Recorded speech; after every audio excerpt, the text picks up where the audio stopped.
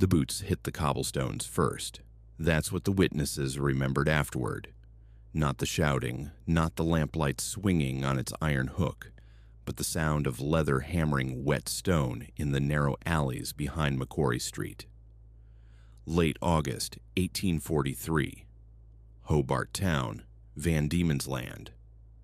The wind off the Derwent carried the smell of brine and wood smoke, and the darkness between the oil lamps was thick enough to choke you. The southern hemisphere winter was giving way, bit by bit, but the nights still arrived early and stayed cold, and the colony settled into itself after dark the way it always did, warily, with one ear open. On that particular evening, the settlement of fewer than 15,000 souls was quieter than usual. There was a reason for that. There had been a reason for weeks, and Peter Winstanley had worn the uniform of the Colonial Constabulary for 6 years by the winter of 1843. He was 31 years old. He was not a remarkable man in any of the ways that history tends to preserve. No large land grant, no political office, no published memoir, but he was exactly the kind of man who holds a place like Hobart Town together at the seams. He knew the streets by name and by smell. He knew which doorways let in the wind and which public houses had back exits that opened onto the lane. He knew the faces of the assigned convicts who worked the wool stores near the waterfront, and the faces of the ticket of leave men who gathered outside the commissariat on Thursday mornings, and the faces of the free settlers who watched all of this from behind curtained windows and preferred, on the whole, not to be reminded of what the colony was. Fundamentally, the colony was a prison, not in any metaphorical sense. Van Diemen's Land, the island that would not be called Tasmania for another decade, had been receiving the transported convicts of the British Empire since 1803, and by the early 1840s, approximately half of its entire population was either serving a sentence under ticket of leave conditions or had been conditionally pardoned. The other half was largely composed of people who had come to make their fortunes from the labor of the first half. The reality of the place was simple enough. Half the population owned the other half's hours. No one discussed it at dinner. Winstanley had been born in Gloucester, the son of a millwright, and he'd arrived in the colony in 1837, not as a convict, but as a free emigrant, and drawn by the same land grant promises that brought others across the 12,000 miles of open ocean. The land grant had materialized in the form of 37 rocky acres outside New Norfolk that produced more disappointment than crops. Within 18 months, he had sold what he could and taken the constable's position in Hobart, and had found, to his own mild surprise, that he was suited to it. He was tall enough to command a doorway. He was patient enough to manage drunks without cracking skulls. His superiors called it steadiness, a word that carried real weight in the colonial police. It meant a man who didn't flinch, who didn't gloat, who didn't drag personal grievances into the exercise of official authority. In a system that ran on coercion, that kind of steadiness was not common. It was not especially rewarded either, but it kept a man employed. By 1843, Winstanley had been promoted twice. He had a room he rented on Liverpool Street from a widow who kept a clean house and asked no questions about his hours. He sent money to his mother in Gloucester when he could. He intended eventually to marry. He had mentioned this intention to at least one colleague, though the woman in question had not yet been identified. He was working toward something. He would not get there. The events that would end Winstanley's life began nearly a year earlier at Port Arthur. Port Arthur was not merely a prison. It was the Empire's answer to the question of what to do with prisoners who couldn't be broken by ordinary transportation, the recidivists, the escapers, and the men who arrived at their second sentence with something in their posture that the magistrates found personally offensive. The peninsula on which it sat was nearly impossible to leave by design. On 3 sides, the Southern Ocean. On the 4th, a strip of land barely 100 yards across at its narrowest point, where Eagle Hawk Neck connected the peninsula to the Tasmanian mainland, and where the colonial authorities had chained a line of dogs at intervals, fed just enough to stay hostile, whose collective howling carried across the water on calm nights. In September 1842, 3 men had gone over the wall at Port Arthur anyway. The escape humiliated everyone it touched. Reports traveled up the chain to the lieutenant governor's office. The dogs at Eagle Hawk Neck were supplemented. Patrols on the mainland were expanded. That the escapees had cleared the peninsula at all was treated as a humiliating failure, a crack in the architecture of control that the colonial administration preferred to regard as airtight. The subsequent months of unsuccessful recapture only deepened the wound. By August 1843, nearly a year after the breakout, the official position was that the 3 men were likely dead. The bush usually did the hangman's work for them. The Tasmanian interior was not hospitable to men without supplies, without direction, without local knowledge. The winters were bitter. The snakes were numerous. The rivers ran fast and cold. But the whispers in Hobart Town that August were saying something different. The whispers were saying one of them was still out there. That a tall man in civilian clothes had been spotted moving through the streets near the waterfront. That the clothes didn't fit him quite right. That the walk, long striding, controlled, with the particular economy of movement that men develop when they spend years carrying irons, was wrong for the clothes. Winstanley heard the whispers in the way that a working constable hears everything. Not as rumor, but as intelligence to act on. His patrol route that week had been adjusted to include additional passes through the lanes east of Elizabeth Street. He was not the only officer so deployed. The whole of the Hobart Constabulary had been put on notice. He carried his baton on his right hip that week. He also carried inside his coat a pistol that the duty sergeant had issued from the station stores. The pistol was standard issue. It was loaded. A man the whole colony was hunting was somewhere in those streets, and everyone who knew anything knew it. The question was simply who would find whom first. On the night of late August 1843, the exact date now confirmed through inquest records, Peter Winstanley began his evening patrol from the watch house on Murray Street at approximately 8:30. The lamplighter had done his rounds. The oil flames stood inside their glass housings and threw just enough light to show the stones of the street immediately beneath them, and nothing much beyond. He went south first, along the waterfront edge of the settlement, where the chandlers and the bonded warehouses sat dark and locked. The tide was out. The mud of the Derwent foreshore smelled of weed and cold. Somewhere on the water, a vessel rode at anchor, its riding light a small orange point in the black. He turned north along Collins Street, past the warehouses, and into the grid of residential lanes behind the central district. The streets here were narrow enough that 2 men couldn't walk abreast without one stepping into the gutter. The houses pressed close. Most had their shutters drawn. He had done this walk perhaps 1,000 times. He knew where the stones were loose, where a broken drain made the footing treacherous, where a particular alley's angle caught the wind and stripped a man's hat off if he wasn't braced for it.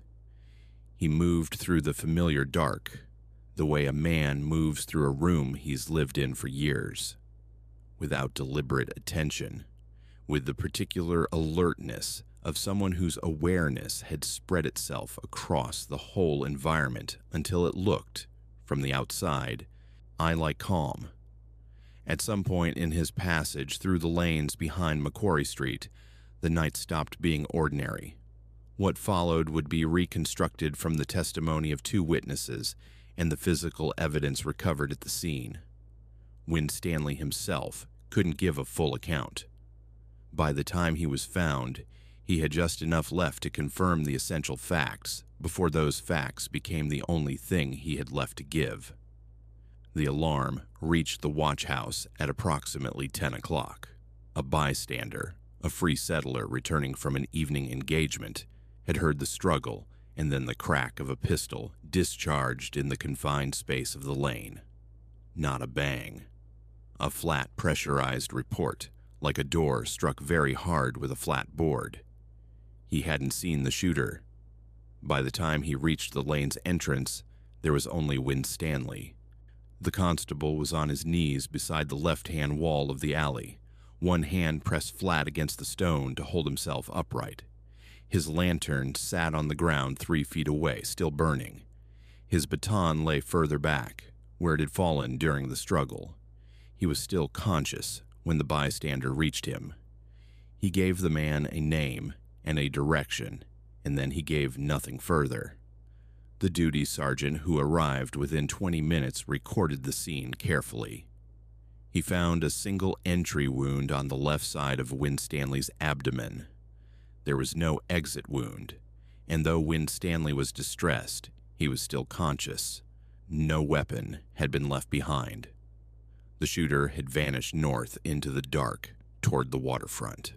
Winstanley was carried to the Colonial Hospital on Liverpool Street, and 4 blocks from the room he rented from the widow who kept a clean house. He was admitted at approximately 11 o'clock. The duty surgeon was woken. The wound was dressed. The ball was not recovered. The surgeon's report, filed the following morning, noted that the projectile appeared to have lodged in the abdomen at sufficient depth to make extraction inadvisable without knowing its precise location. The patient was feverish but stable. The prognosis, in the measured language of colonial medicine, was uncertain. Winstanley held on for 2 days. On the evening of the 2nd, the fever that had been building since the night of the shooting overwhelmed what the Colonial Hospital could offer. The internal bleeding simply wouldn't stop. Where the infection, no name for it in 1843 beyond wound fever, moved through him with a thoroughness of something that had never encountered an obstacle it couldn't outlast. He died on the 31st of August, 1843. He was 31 years old. The cause of death, as recorded in the Colonial Death Register, was listed as a gunshot wound to the abdomen, with subsequent internal injury and fever. The entry occupied 2 lines of a ledger page. The post-mortem examination conducted the following morning established the following. The projectile had entered the abdominal cavity from the left side at a trajectory consistent with a weapon discharged at very close range. The angle of entry indicated that the weapon had been held at approximately chest height and directed toward the victim at a distance of not more than 3 feet. The ball, unrecovered from the posterior wall of the abdominal cavity, was consistent with a pistol of standard colonial issue.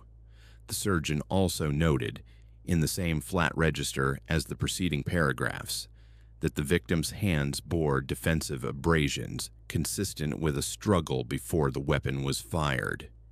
He had tried to stop it. The authorities didn't need to hunt for a name. Winstanley had already given it to them. The name he'd spoken in the lane, before he stopped speaking, had been moving through the colony's official communications for nearly a year. It appeared on reward notices. It had become, among certain sections of the convict population, something beyond a name. A shorthand for a proposition the colonial authorities found deeply inconvenient, that the system built to hold men could not, in fact, always hold them. The man was Martin Cash. Cash was 33 years old at the time of the shooting, Irish-born, transported first to New South Wales and then, after subsequent convictions, to Van Diemen's Land, where he'd arrived at Port Arthur in 1840. He stood over 6 feet. Official records described him as well-spoken, physically commanding, possessed of a self-possession that his overseers found alternately useful and maddening. He had broken out of Port Arthur in September 1842 with 2 companions, swum across Eaglehawk Neck in the dark, a crossing the authorities had declared impossible, and spent the following year running an armed campaign across the settled districts of Van Diemen's Land. He and his associates, the group the colonial newspapers had started calling Cash and Company, robbed homesteads, travelers' huts, and in at least one government supply depot. Cash had built, in this period, a reputation the press struggled to categorize. He didn't harm women. He didn't strip the poor. He was, in the particular framing that frontier crime always seemed to generate, a certain kind of outlaw, the sort whose crimes against property were excused by a population that had complicated feelings about property in a penal colony, and whose violence against persons hadn't yet been folded into the same mythology. It was now. The shooting of Constable Winstanley changed the calculation entirely. Cash was taken 6 weeks after the shooting, apprehended by a constable patrol outside a property near Bridgewater, roughly 20 miles north of Hobart. He was carrying a pistol, and ballistic examination confirmed it as the weapon that had fired the ball recovered from Winstanley's body. He didn't resist arrest. He made no statement. The trial at the Supreme Court of Van Diemen's Land opened in the spring of 1844. The charge was murder. The evidence wasn't complicated. 2 witnesses placed Cash near the lane that night. The recovered ball connected the weapon to the wound. The dying man's own words, delivered through the bystander's deposition, named the defendant directly. Cash's defense offered little in response. The argument turned on whether the weapon had been fired deliberately or had discharged during the struggle, seized perhaps by Winstanley himself in the fight. The jury wasn't persuaded the distinction mattered to the man who bled out over 2 days in a hospital bed on Liverpool Street. The verdict was guilty of murder. The sentence was death by hanging. The sentence was never carried out. In the weeks between the verdict and the scheduled execution, something shifted in the public record that colonial justice rarely paused to accommodate: sentiment. Petitions circulated. Letters appeared in the newspapers. The argument made on Cash's behalf wasn't that he was innocent. His counsel didn't advance that, but that executing a man who had, across a year of lawlessness, consistently stopped short of deliberate cruelty was a disproportionate application of a law the colony enforced with considerable inconsistency at the best of times. The lieutenant governor reviewed the case. The death sentence was commuted to life imprisonment. Martin Cash was shipped to Norfolk Island, the secondary penal settlement that sat at the top of the colonial hierarchy of suffering, a place from which, unlike Port Arthur, there was no swim that would carry you to safety. He served his sentence. He came back to Van Diemen's Land under ticket of leave conditions in 1854. He married. In the years that followed, he worked as a constable, a detail the colonial record notes without any apparent awareness of its texture. He dictated his autobiography in 1870. The Adventures of Martin Cash was published that year and became, in time, one of the foundation stones of Australian bushranging literature. He died in 1877 in Glenorchy, outside Hobart, at 67 years old. Peter Winstanley was 31 when he died. He didn't write a book. There is no monument to him at Port Arthur, or in the lanes behind Macquarie Street, or on the grounds of the hospital where he spent his final 2 days. In recent decades, historians and forensic researchers have gone back to the ballistic records and the colonial surgeon's reports from the 1843 case. What they found confirmed what the original inquest established. The wound was technically survivable. The ball had lodged in a location that a later era's medicine would have addressed within hours. What killed Peter Winstanley wasn't the shot alone. It was the distance between what colonial medicine could offer and what the wound demanded. A gap of perhaps 60 years. That's all that stood between him and survival.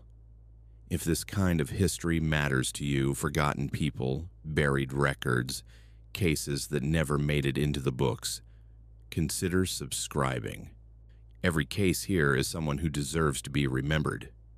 And if you have thoughts on what happened in that lane, or on the commutation that kept Cash off the gallows, leave them below. This one still generates arguments.